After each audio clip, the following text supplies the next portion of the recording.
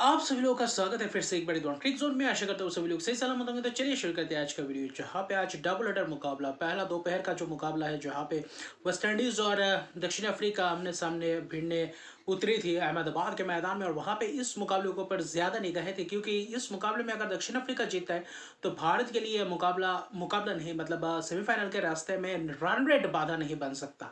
और अगर कहीं ना कहीं वेस्ट इंडीज जीता है तो कहीं ना कहीं एक बहुत ही बड़ा धचका लगता है भारत के क्वालिफिकेशन सिनेरियो में।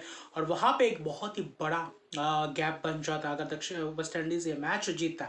तो वहाँ पे टॉस जीता दक्षिण अफ्रीका आज, क्योंकि लाल मिट्टी के पीछे, और वहाँ पे आपको अच्छे खासे बाउंस को ट्रस्ट करने को दिख रहे थे, अच्छे खासे बाउंस भी मिल रहा था। और क्योंकि लाल मिट्टी के पीछे तो कहीं ना कहीं वो सोच रहे थे कि बाद में चेज करेंगे जितने भी रन बनेंगे। और वहीं पे कहीं ना कहीं पिच के हिसाब से टॉस अभी जीत रहे और उसी हिसाब से निर्णय ले रहे हैं दक्षिण अफ्रीका के कप्तान माकरम।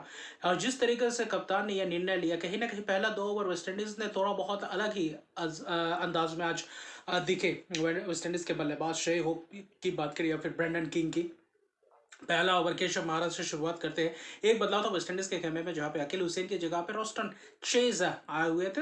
ये बदलाव मुझे थोड़ा बहुत समझ से परे लगा, लेकिन फिर भी देखें जो पहला ओवर था, केशव महाराज को 2 छक्के और चौके लगाए श्रेय होप। ऐसा लग रहा था कि एक अलग ही आक्रामक रवैया अपनाए थे। वो जो आखिरी छक्का लगा था वो डीप मिड विकेट के हाथों कैच दे बैठे थे, कैच पकड़ भी लिया था, लेकिन कैच पकड़कर बैलेंस नहीं रख पाए और वो छक्के के लिए चले गए। और वो भी कौन था खिलाड़ी? ब्रेविस।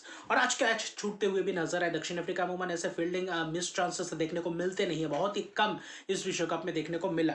लेकिन पहले ओवर जो मार्को यानसन को गेंदबाजी की, वहां पे 3 चौके ब्रेंडन किंग द्वारा, तो लाजवाब खूबसूरत चौके। तो वहां पे कुल मिलाकर देखे तो 2 ओवर में 29 रन। ऐसा लग रहा था कि आज वेस्ट इंडीज अलग ही मंशा के साथ उतरे थे, जहां पे जिम्बाब्वे के खिलाफ जिस तरीके से प्रदर्शन किए थे, ऐसा लग रहा था कि इस मुकाबले में वैसे ही अंदाज में बल्लेबाजी करना चाहते हैं। और अच्छा खासा पिच था, बाउंस बेहतर था, ऐसा लग रहा था कि हाई स्कोरिंग पिच होगा और हाई स्कोरिंग पिच वाला ही मुकाबला था। लेकिन ज्यादा हड़बड़ाहट में दिखे वहां पे आते हैं रबाडा। रबाडा ने आकर जो धचका लगाया है, जैसे कि शे होप आउटसाइड एज, वहां पे कैच कीपर के हाथ, तो 16 रन बनाकर चलते बनते आक्रामक शुरुआत दे चुके थे। फिर हेटपायर आते हैं, कैच चुपता है पहले ही गेंद में लॉन्ग मिड ऑन के हाथों से। फिर अगला ही गेंद पुल करने जाते हैं और कहीं ना कहीं मिड विकेट के हाथों कैच हो, वो जबरदस्त कैच पकड़े केशव महाराज। वो ओवर में 2 विकेट। फिर लुंगी एंगडी आते हैं अगले ओवर में, वहां उस ओवर में भी 2 विकेट। वहां पे आपके ब्रेंडन किंग, वो भी कुछ खास नहीं, वहां पे बस एच लगा, वहां पे कैच दे बैठे। और फिर क्या, फिर रोस्टन चेज प्लेड ऑन होते हुए दिखाई दिए। तो कहीं ना कहीं रॉबिन पावेल और शेफन रदरफोर्ड के ऊपर दारोमदार था कि क्या किस तरीके से ये पार्टनरशिप बिल्डअप करे और इस मुसीबत से कहीं ना कहीं बचा कर ले जाए। दूसरी तरफ से हार्ड हिटिंग दिख रहे थे, तो एक तरफ से विकेट्स भी चटकाते हुए दिख रहे थे। पहले 2 ओवर में 29 रन, अगले 2 ओवर में 4 विकेट। तो कहीं ना कहीं मैच पूरी तरीके से दबाव में था वेस्ट इंडीज के ऊपर। और वहां पे कगिसो रबाडा पावर प्ले में जबरदस्त गेंदबाजी की है। मार्को यानसन अगला ओवर जो पावर प्ले में किया था आखिरी ओवर, वो बहुत ही बेहतर किया। वहां पे एक कैच छूटा था, शेरफन रदरफोर्ड का भी एक कैच था, वो छूटा था, वरना वहां पे भी 5 विकेट हो जाते पावर प्ले के अंदर अंदर। फिर पावर प्ले खत्म होता है, वहां पे आपके कॉर्बिन बॉश आते हैं। कॉर्बिन बॉश आज छक्के उनके खिलाफ लगते हुए नजर है, लेकिन विकेट्स भी चटकाते हुए नजर है। छक्का लगाया रॉबिन पावन और फिर लग रहा है गेंद में कहीं ना कहीं मिड विकेट के हाथों कैच दे बैठते। तो वहां पे ऐसा लग रहा था कि पूरी तरीके से ढह गई है। केशव महाराज आज छक्के पे छक्के खा रहे थे। जिस तरीके से आज शुरुआत हुआ था आज के स्पेल का, आज उतना खास दिन गया नहीं है केशव महाराज का। वहां पे कहीं ना कहीं आपके होल्डर छक्के लगाते हैं, लुंगी एंगडी आते हैं, एंगडी आकर विकेट चटकाते हैं। एंगडी आकर किसका विकेट चटकाते हैं? Shepherd Rutherford. टॉप एच, वहां पे कैच और ज्यादा बड़े बड़े शॉट्स मारने को गए थे और वहां पे धैर्य दिखाए नहीं, और वहां पे विकेट्स गुच्छों में गिरते चले जा रहे थे। तो कुल मिलाकर वहां पे आपके कॉर्बिन बॉश भी आते हैं, मैथ्यू फोर्ड को भेजते हैं। मैथ्यू फोर्ड कहीं ना कहीं एक ओवर में छक्के चौके लगाते हुए नजर आते हैं मार्को यानसन के ओवर में। फिर अगले ओवर में कॉर्बिन बॉश के शिकार होते हैं, मिड विकेट के हाथों कैच। तो कहीं ना कहीं 83 रन पे 7 विकेट गिर चुके थे। ऐसा लग रहा था कि जिस तरीके से कल न्यूजीलैंड और श्रीलंका का मुकाबला हो रहा था, जहाँ पे न्यूजीलैंड एक वक्त ऐसा लग रहा था कि पूरी तरीके से ढह गई है, बह गई है, वहां से कप्तान ने एक रिकवर किया था। वो विकेट ने पार्टनरशिप ने 7 विकेट के पार्टनरशिप ने वापसी करवाया था। आज इस तरीके से जैसन होल्डर और आपके रोमारियो शेफर्ड की बल्लेबाजी, 7 विकेट 83 रन। 13वें ओवर तक वहां पे वैसा ही रहा, लेकिन 14वें ओवर से हर ओवर में बाउंड्री यानी कि लंबे छक्के देखने को मिले। वहां पे रोमारियो शेफर्ड का बल्ला गरजता हुआ दिखाई दिया। वहां पे लुंगी एंगडिया छक्का लगाया, केशव महाराज को छक्का लगाया, बाउंड्रीज आते गए। वहां पे 10-12 रन का ओवर्स आते गए। 15वें ओवर तक देखो तो 118 रन, 7 विकेट। फिर अगले 5 ओवर में वही रन की गति बढ़ाते हुए दिखाई दिए। वहां पे आपके कॉर्बिन बॉशो छक्के चौके लगाते हुए नजर आए। तो रोमेरियो शेफर्ड वहां पे जो 18वां ओवर था कगिसो रबाडा वो छक्के लगाते हैं। उनके खिलाफ भी रोमारियो शेफर्ड तो बहुत ही बेहतरीन दिख रहे थे। 19वां ओवर 18वां ओवर था मार्को यानसन का। उस ओवर में 23 रन आए थे जहाँ पे 2 छक्के 2 चौके जसन होल्डर ने लगा रहे थे। ऐसा लग रहा था कि आसानी से रिस्क भी ले रहे थे और शॉट्स भी बेहतर अंदाज में लगा रहे थे। तो छक्के की बरसात होती हुई दिख रही थी आखिरी 4-5 ओवर, यानी कि 14वें ओवर से लेकर 18वें ओवर तक वहां पे खासा महंगा गया। लेकिन 19वां और 20वां ओवर जो लुंगी एंगडी और कॉर्बिन बोश ने किया, वहां पे थोड़ा बहुत वापसी किया। उस आखिरी 2 ओवर में सिर्फ और सिर्फ 13 रन से बनना और 20-25 रन बन सकते थे, जैसे कि एक खूंखार अंदाज में बल्लेबाजी करे थे। वहां पे आखिर में रनआउट भी हुए थे होल्डर 49 रन, जबकि रोमारियो शेफर्ड इनिंग्स के आखिरी गेंद में चौका लगाकर कहीं ना कहीं अपना अर्शदीप का पारी भी पूरा किया 52 रन। और जहां पे 89 रन की पार्टनरशिप, जहां पे 83 पे 7 विकेट, ऐसा लग रहा था कि पूरी तरीके से कोलैप्स हो जाएंगे, वहां से ये 8वां विकेट के पार्टनरशिप ने पूरी तरीके से वापसी किया, जहां पे एक कंपिटेटिव स्कोर तक लेकर आ गए 176 रन। ऐसा लग रहा था कि इस पिच में क्या कुछ मदद मिलेगा क्या, ये जिस तरीके से वापसी की है वेस्ट इंडीज ने किया है, यहाँ पे दक्षिण अफ्रीका को अच्छी तरीके से चैलेंज कर पाएंगे, क्योंकि पिच बेहतर था। फास्ट बॉलर के लिए भी कहीं ना कहीं महत्वपूर्ण गेंदबाजी करना था, विकेट चटकाना था। लेकिन वही जबरदस्त वो दो प्रदर्शनियां दिखा होल्डर और रोमारियो शेफर्ड द्वारा। रोमारियो शेफर्ड 37 गेंद 52 रन 4 छक्के 3 चौके की मदद से, वहां पे 3 छक्के 4 चौके लगाए। होल्डर ने भी 31 गेंद में 49 रन की एक शानदार पारी। लेकिन लुंगी गड्डी 4 ओवर 30 रन 3 विकेट, वही जो आखिर में थोड़ा बहुत महंगे रहे।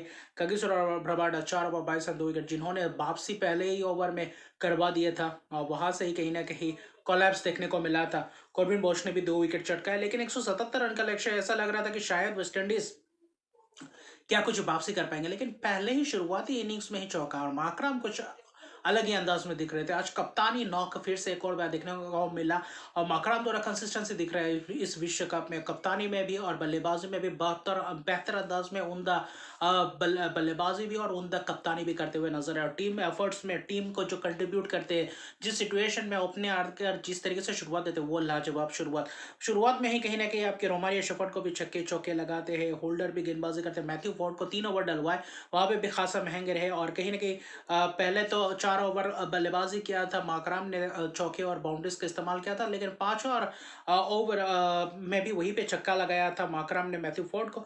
आखिरी ओवर शमार जोसेफ का, वहां पे 2 छक्के लगा देते हैं क्विंटन डिकॉक, और वो 2-3 ओवर में क्विंटन डिकॉक ने छक्के और चौकों की प्रदर्शनियां की। वहां पे 16 रन आए, पावर प्ले में 69 रन, जहां पे आप 177 रन का पीछा करें। लाजवाब शुरुआत और उमदा किस्म की पारी, बेहतर और आउटस्टैंडिंग बल्लेबाजी देखने को मिला।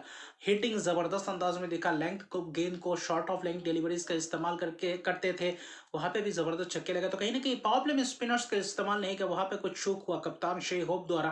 लेकिन जब स्पिनर्स को मिले, वो भी कुछ खास नहीं, वहां पे पावर प्ले के बाद भी छक्के चौके लगाए, गुदगस मोटी को, रोस्टन चेज को भी छक्के चौके लगाए।